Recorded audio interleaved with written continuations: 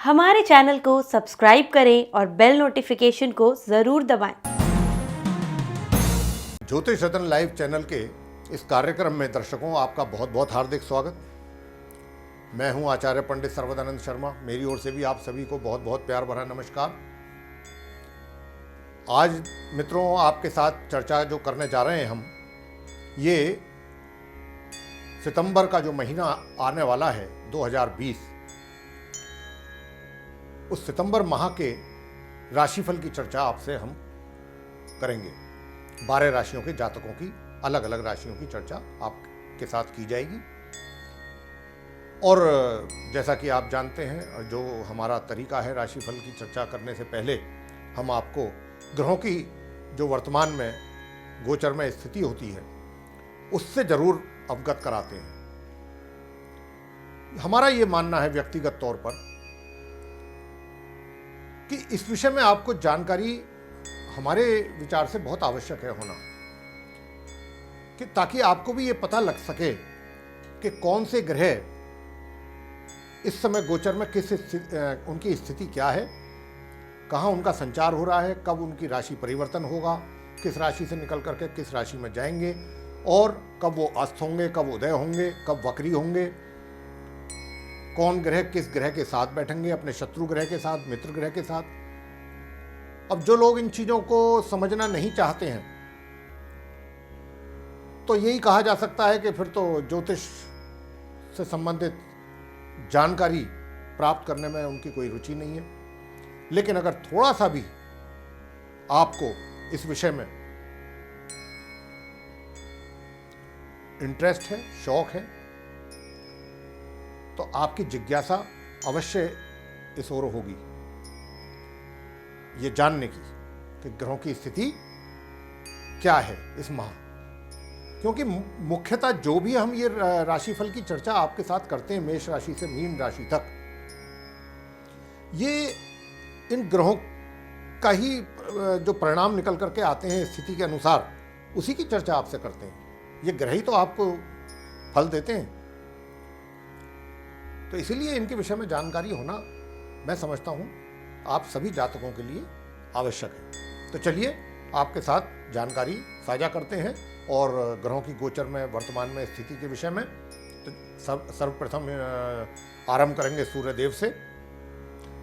तो देखिए, सूर्यदेव जो हैं वो वर्तमान में अपनी स्वयं की राशि में चल रहे हैं। सिंह राशि जो इनकी अपनी स्वयं की राशि है, उसमें इनका संचार हो रहा है। लेकिन 16 सितंबर को ये अपना राशि परिवर्तन कर रहे हैं, और 16 सितंबर को ये अपनी स्वयं जो इनकी स्वयं की राशि सिंह है, वहां से ये निकल करके और जो कन्या राशि है उसमें, ये जो इनकी सम राशि है कन्या, उसमें इनका प्रवेश होगा। और जब ये कन्या राशि में प्रवेश कर जाएंगे तो इनकी युति जो है वो अपने समग्रह बुध के साथ बनेगी 22 सितंबर तक, सिर्फ 22 सितंबर तक, यानी कि 6 दिन, 7 दिन, 6 से मतलब 16 सितंबर से और 22 सितंबर तक बुध के साथ ये कन्या राशि में रहेंगे। अब क्यों रहेंगे, एक हफ्ते का ही समय ये क्यों हमने बताया, क्योंकि बुध जो है वो 22 सितंबर के बाद यहां से निकल जाएंगे। मंगल ग्रह वर्तमान में अपनी स्वयं की राशि मेष में उनका संचार चल रहा है, कर रहे हैं वो, और पूरे महीने ये अपनी इसी राशि में ही संचार करते रहेंगे। लेकिन ये 10 सितंबर को वक्री हो जाएंगे। वक्री का मतलब हम हमेशा आपको बताते हैं कि ये उल्टी चाल चलना आरंभ कर देंगे, और पूरे महीने ये वक्री ही रहेंगे अपनी स्वयं की राशि मेष में। अब आपसे चर्चा बुध ग्रह की करेंगे। तो देखिए, बुध ग्रह, जैसा कि अभी हम सूर्यदेव की जब चर्चा कर रहे थे, आपसे कह रहे थे कि उनका जो बुध के साथ युति होगा कन्या राशि में 16 सितंबर से 22 सितंबर तक रहेगा। तो वो इसलिए ही कह रहे थे क्योंकि अब बुध ग्रह जो हैं सिंह राशि में चल रहे हैं, लेकिन 1 सितंबर को ये पश्चिम में पहले तो उदय होंगे सिंह में चलते चलते, और 2 सितंबर को इनका प्रवेश हो जाएगा कन्या राशि में। 2 सितंबर को ये सिंह राशि से निकलेंगे, अपनी राशि परिवर्तन करेंगे और निकल करके स्वयं की राशि कन्या में प्रवेश कर जाएंगे। तथा 22 सितंबर को ये दोबारा फिर अपना राशि परिवर्तन करेंगे, यानी कि ये अपनी कन्या राशि से भी निकलेंगे 22 सितंबर को। और वहां से जब ये निकलेंगे तो ये तुला राशि में इनका प्रवेश होगा, जो कि इनकी परम मित्र राशि है, जहां इनका जो संचार है तुला राशि में फिर 22 सितंबर से लेकर और माह के अंत तक होता रहेगा। इसी प्रकार तुला राशि में यह बुध ग्रह की स्थिति रहेगी सितंबर के महीने में। अब आपसे गुरु बृहस्पति की चर्चा करेंगे। तो देखिए मित्रों, गुरु बृहस्पति जो हैं वो अपनी स्वयं की राशि में इस समय संचार कर रहे हैं, धनु राशि में, लेकिन वक्री अवस्था में संचार हो रहा है उनका। और वक्री अवस्था आपको अभी बता चुके हैं कि उल्टी चाल। तो क्योंकि गुरु बृहस्पति उल्टी चाल चल रहे हैं और अपनी स्वयं की राशि धनु में चल रहे हैं, और उनका इस समय जो वहां पर धनु राशि में साथ है, यानी कि युति बनी हुई है, वो किसके साथ है? अपने समग्रह केतु के साथ। उनके जो समग्रह केतु हैं वो भी उन्हीं की राशि धनु में ही उन्हीं के साथ विराजमान है। केतु भी उसी राशि में संचार कर रहे हैं। तो वहां पर गुरु की जो है वो युति, लेकिन ये युति बहुत कम टाइम रहेगी। इससे पहले तो आपको हम ये बता दें, युति की बात करेंगे, इससे पहले बता दें कि गुरु बृहस्पति जो कि अभी आपको हमने कहा कि वक्री चाल चल रहे हैं, ये 13 सितंबर को, इस महीने की 13 तारीख को सितंबर की, ये मार्गी होंगे। ये दर्शकों आपके लिए बहुत शुभ समाचार है गुरु बृहस्पति की ओर से कि 13 सितंबर को ये अपना सीधा चाल चलना आरंभ कर देंगे। और फिर इनकी जो युति है केतु के साथ अपनी राशि में धनु में, वो 23 सितंबर तक रहने वाली है सिर्फ। वैसे तो ये अपना पूरे माह इसी अपनी स्वयं की राशि में ही इनका संचार होगा, ये राशि परिवर्तन नहीं करेंगे।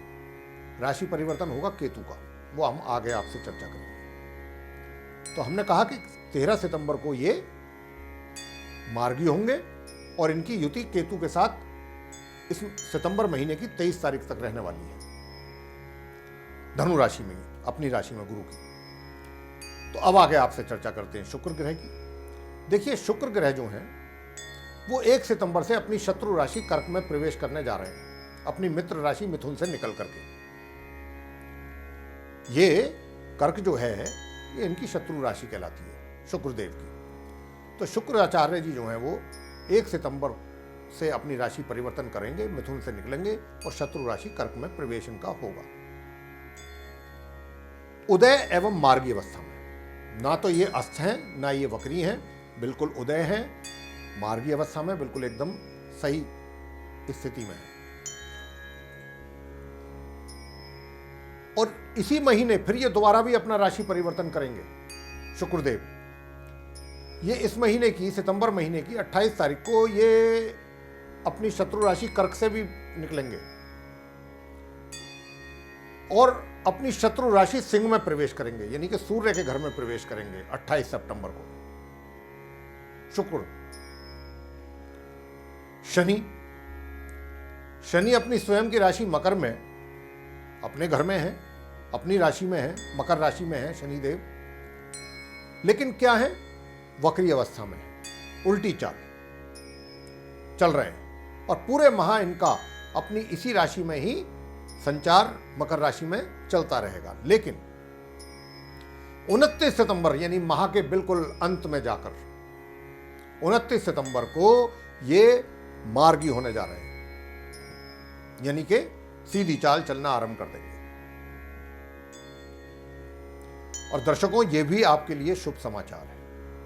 शनिदेव की स्थिति अपने घर में 29 सितंबर से काफी मजबूत होने जा रही है। बहुत अच्छे फल आप लोगों को प्राप्त होंगे शनिदेव की तरफ से। किस रूप में होंगे, कैसे होंगे, उसकी चर्चा हम अलग अलग राशि के जातकों से जो आप किसके साथ करेंगे आपको पता लग जाएगा।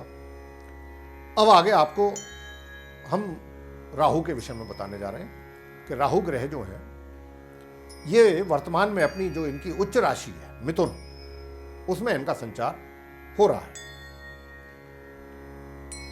लेकिन इस माह की 23 तारीख को ये भी राशि परिवर्तन करेंगे और 23 सितंबर को ये अपनी उच्च राशि मिथुन से निकल करके इनका प्रवेश कहां पर होगा? अपनी परम मित्र राशि वृषभ में। यानी कि शुक्र के घर में। और लगभग 1.5 वर्ष के बाद ये अपना राशि परिवर्तन कर रहे हैं राहु। पिछले 1.5 वर्ष से ये इस मिथुन राशि में ही थे। तो राहु, मैं यहां पर एक विशेष तौर पर राहु की ही बात कर रहा हूं, बाकी 8 ग्रहों की नहीं कर रहा हूं। कि देखिए राहु जो हैं, क्योंकि मिथुन राशि में जैसा हमने कहा कि उच्च के होते हैं, तो इन्होंने मिथुन राशि के जो जातक हैं, राहु ने उनको बहुत लाभ उनसे प्राप्त हुआ है राहु से। मिथुन राशि के जो जातक हैं उनको, बाकी 8 ग्रहों की बात नहीं कर रहे हैं, सिर्फ राहु की। राहु से बहुत लाभान्वित रहे हैं मिथुन राशि के लोग पिछले 1.5 वर्ष। और कन्या राशि के लोगों को भी बड़ा लाभ प्राप्त हुआ है राहु से। अब वो आगे इनका क्या फल भिन्न भिन्न राशि के जातकों को रहेगा, उसकी चर्चा भी आपसे अभी राशि की जब करेंगे तब आपको पता लगेगा। अंत में केतु ग्रह की बात आपसे कर लेते हैं। तो देखिए केतु ग्रह, मैंने अभी कुछ इशारा किया भी था आपसे जब गुरु बृहस्पति की बात चल रही थी कि वो धनु राशि में वक्री अवस्था में संचार हो रहा है उनका, लेकिन 13 सितंबर को वो मार्गी होंगे और 23 सितंबर तक उनकी युति धनु राशि में गुरु बृहस्पति की केतु के साथ बनेगी। तो वही चीज़ अब यहाँ पर आपको मैं थोड़ा खुल के बता देता हूँ केतु के विषय में। तो देखिए जो केतु ग्रह हैं, ये वर्तमान में, जैसा कि बार बार चर्चा कर रहा हूँ मैं इस बात की, कि धनु राशि में ये संचार कर रहे हैं। धनु राशि इनकी अपनी उच्च राशि कहलाती है। गुरु सम, जो इनके सम ग्रह हैं वो गुरु बृहस्पति हैं और उनके साथ इनका संचार चल रहा है। लेकिन क्योंकि 23 सितंबर को केतु भी अपनी राशि परिवर्तन करेंगे और धनु राशि से ये निकलेंगे। और धनु राशि से जब ये निकलेंगे तो ये वृश्चिक राशि में प्रवेश करेंगे, जो कि इनकी अपनी मित्र राशि है केतु की। ये भी 1.5 वर्ष के बाद अपनी राशि चेंज करने जा रहे हैं। राहु और केतु ये दोनों एक ही साथ एक ही समय अपना राशि परिवर्तन करते हैं, आगे पीछे नहीं करते, दोनों का एक साथ होता है। ये 180 डिग्री एंगल पर रहते हैं हमेशा। तो मित्रों, ये जो हमने अभी आपसे चर्चा की है, ये उन 9 ग्रहों के विषय में की है कि जो इस सितंबर के महीने में उनकी क्या स्थिति रहेगी, इसके विषय में हमने आपसे चर्चा की है विस्तार से। अब इन 9 ग्रहों का जो हमने एनालिसिस किया है, विश्लेषण किया है, और करने के बाद ये निष्कर्ष पर पहुंचे हैं कि 12 राशियों के जातकों को किस किस रूप में ये ग्रह, 9 ग्रह क्या क्या फल देने जा रहे हैं इस माह, उसकी चर्चा हम आपसे करेंगे एक एक राशि की। अब हम आपके साथ चर्चा करेंगे कन्या राशि के जो जातक हैं कि भाई उनका सितंबर का महीना 2020 का कैसा जाएगा। और सबसे पहले आपके व्यवसाय के विषय में आपको जानकारी हम देंगे और बताना चाहेंगे कि वैसे तो कन्या राशि के जो जातक हैं उन्हें अपने व्यवसाय यानी कि रोजगार या फिर व्यापार, दोनों में से जो भी है, उन मामलों में बहुत अधिक परेशानियों का सामना नहीं करना पड़ा है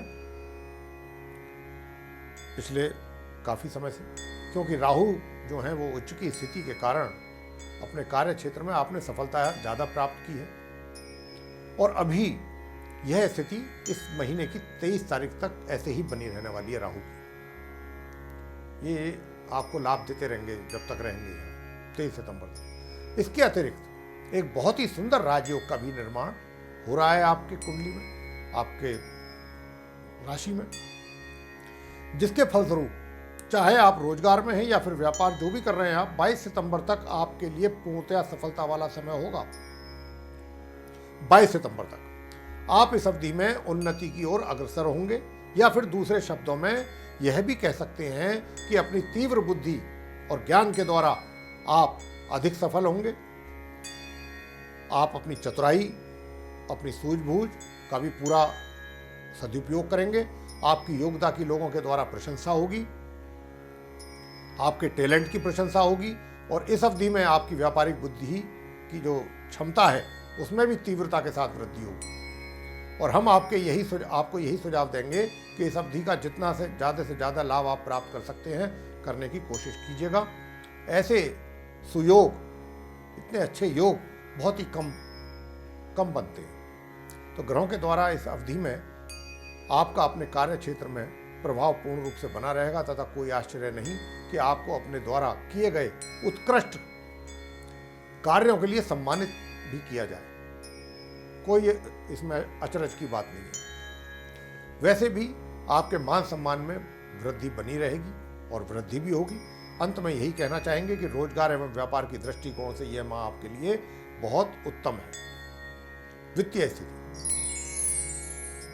धन की स्थिति भी अच्छी रहेगी, धन का आगमन होता रहेगा, मगर माह के मध्य तक आपके खर्चों में भी वृद्धि होगी। और हालांकि जो ये वृद्धि होगी खर्चों में, ये आपके जो खर्चे होंगे ये अच्छे कार्यों में ही होंगे, इस बात की अधिक संभावना है। और माह के अंत में आपके सुख सुविधाओं में भी वृद्धि होगी।